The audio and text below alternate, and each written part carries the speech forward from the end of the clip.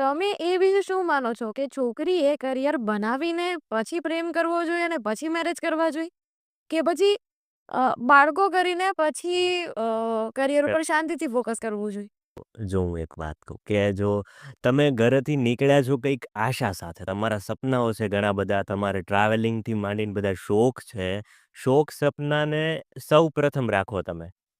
લગ્ન જીવન કે બાળકોને નહીં. એ ખુશીઓ છે ને જવાબદારીઓવાળી છે. મેં કીધું કે જે કોઈ સંબંધ હોય એનું નામ હોય તો એને સાચવવું પડે તમારે.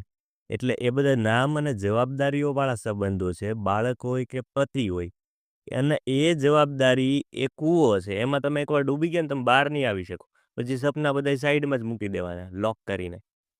એટલે ત્યારે તમે સપના પૂરા જ નહીં કરી શકો. એની સાથે તો તમારે મર્યાદાથી માંડીને તમારે ઘણી બધી એવી પરિસ્થિતિઓ આવશે કે તમારા સપનાઓથી તમને દૂર રાખશે.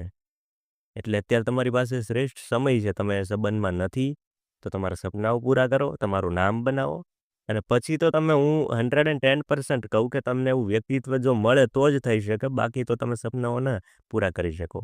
એટલે બાળકો કે લગ્ન પછી તમે જે સપનાઓની આશા લઈને બેઠા છો એ નહીં થઈ શકે. પહેલાં જ કરો અને તમે લગ્ન કરેલી સ્ત્રીઓ પાસેથી આ પ્રશ્નનો જવાબ માંગજો એમ જ કહેશે પહેલાં કરી લે.